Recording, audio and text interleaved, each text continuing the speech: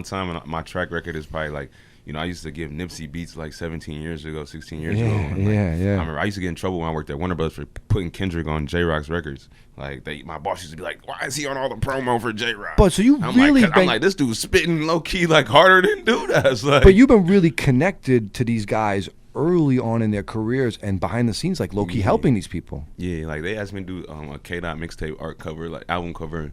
I mean, it was a mixtape at the time, but like, yeah, I've been back when he was K-Dot. And like, I literally used to be like the dude, Frank Ella, or some dude at the, he worked, he was the head of radio promotions at Warner Brothers. He literally used to tell me like, why do you always get K-Dot off of J-Rock's records? Like, he's always in J-Rock's promo videos. And I'm just like, dude, kind of spitting too, like, you know. Yeah, no, so, I mean, we knew, we saw the maturation of Kendrick Lamar, and it kind of came out of nowhere.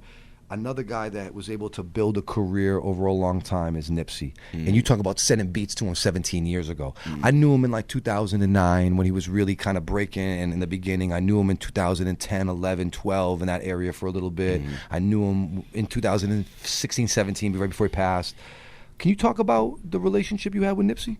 Yeah, like really, I actually just had this conversation with someone, but like I knew him really through like kind of some street situation that I just happened to be witness to, and then somebody kept telling me like I bear witness to a situation with like Big U, and somebody was like, this dude's like, they were telling me about his legacy and like who dude was, and I was like, all right, and then he came into the office like a week after I heard like some crazy fantasy fairy tale that Corrupt had told me like about this magical figure. Corrupt from the Dog Pound? Yeah. Okay, keep going. He was like, yeah, this dude just got out. He's And like a week later, he just happened to come into the office, and everything Corrupt had told me, I was like, man, I low-key think this is the same dude.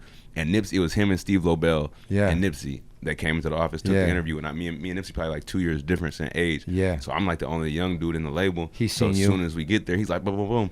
Then like 2 weeks later, he went and had an interview. This is at Virgin Records, and then 2 weeks later, I was also interning at Warner at the same Warner. I was working at Warner Brothers at the same time. He went and had a meeting at Warner Bros. He seen me again, like, and I'm with the A&R, I'm in the A&R at Virgin, Brian Postel. Then I'm with Naeem Ali, the A&R at Virgin. He like, every building I've been going into, you the only young dude in here, my age.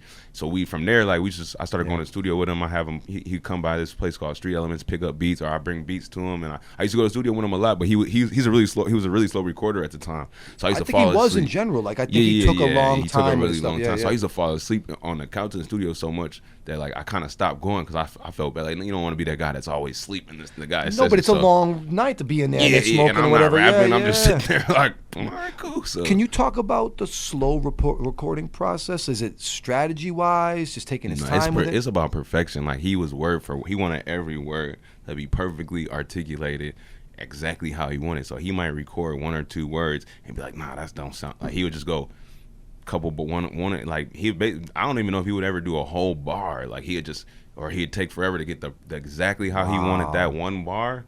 He would work on that for 15, 20 minutes just to get that exact bar, and then he moves to the next bar and like spin make sure he's exactly like that. Like he was that real particular about how he spoke and articulated everything he said. I asked him when he put out Victory Lap, I was like off the mic, I said, how long were you picking the beats for this? Because the beats were so good. It was like everything was crazy, and he was like 3 years to pick the beats for this project. He was so calculated. And I think when you see what Nipsey evolved into, I know him as like this kind of West Coast guy that was trying really hard and would never give up and made good music that was kind of regional, and then kind of like TDE and everything, kind of the sound starts to become more mainstream, and then Nipsey is about to have this moment. Did it really touch you personally when he passed? Oh yeah, for sure, because that was probably the closest artist that I've had ever like bonded with, work with, that like when I got to LA, because like I said, I'd known him for so long. I seen him go from like not good music